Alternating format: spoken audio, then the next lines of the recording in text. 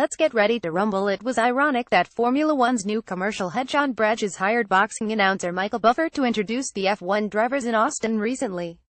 Buffer's catchphrase, "Let's get ready to rumble," sums up the mood ahead of the Crunch F1 strategy group meeting next week, at which Liberty Media and its F1 management team are due to present their vision for F1 post-2020. Noise is from manufacturers Renault, Mercedes and last night from Ferrari president Sergio Marchionne, show that there is set to be quite a fight for the soul and direction of the sport that will be based around commercial plans entwined with FIA technical and sporting regulations, including a budget cap. Marchionne said that if F1 becomes global NASCAR, then Ferrari will not play. Renault's F1 chief Cyril Abiteboul told Motorsport.com that Renault would not be comfortable with the introduction of some standardized parts on engines, which reminds me of the strong position manufacturers took in the 2000s when it was suggested that F1 cars should have a common electronic control unit. BMW in particular said that the ECU was part of the DNA of their automotive product.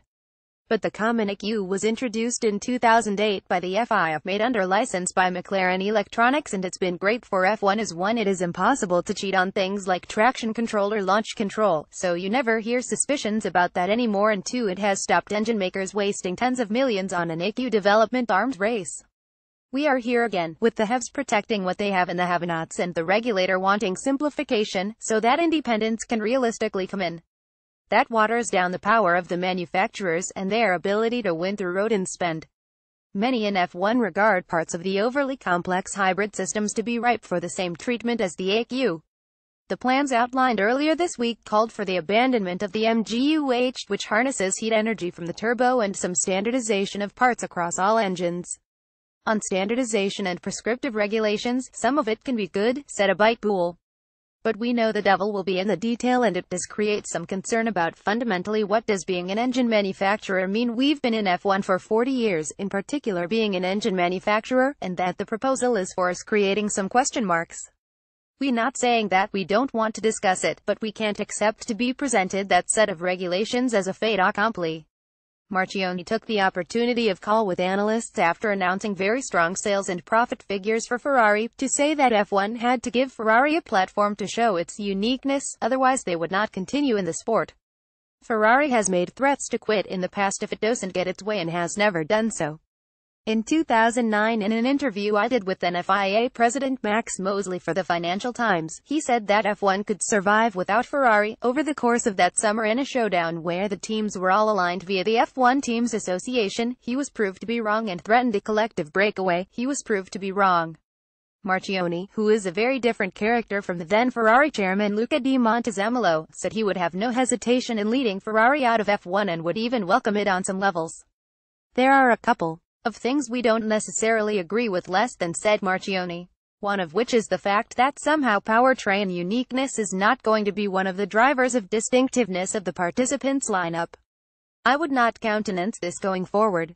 The fact that we now appear to be at odds in terms of the strategic development of this thing, and we see the sport in 2021 taking on a different air, is going to force some decisions on the part of Ferrari. I understand that Liberty may have taken these into account in coming up with their views, but I think it needs to be absolutely clear that unless we find a set of circumstances, the results of which are beneficial to the maintenance of the brand, and the marketplace, and to the strengthening of the unique position for Ferrari, Ferrari will not play. Ferrari has a veto under the current rules, something they would surely be requested to give up post-2020, along with some of the $100 million a year bonus they get for being the longest-standing team in F1. If they did walk, then no doubt McLaren would be quick to claim the mantle of longest standings team and seek a payment upgrade. So the mood in the F1 paddock is that there is going to be a fight, and the only question is how bloody it will get and how long it will last. The current bilateral deals with teams last until 2020, and after that, without them signed up, the value of the F1 business drops significantly, especially without Ferrari.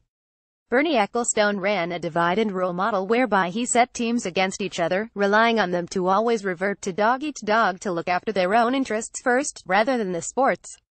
The battle lines are drawn today in such a way that the teams from McLaren downwards all have something to gain from what we expect Liberty to put on the table, while Renault will make noises about technology but eventually settle into compliance. Meanwhile, Ferrari and Mercedes are aligned at CEO level and at team principal level. Red Bull are always the enigma, but the signs at the moment are that they are moving more towards the group's view, as they need to see the back of this current engine formula as soon as possible. What do you think will happen next week at the F1 Strategy Group meeting? Leave your comments in the section below.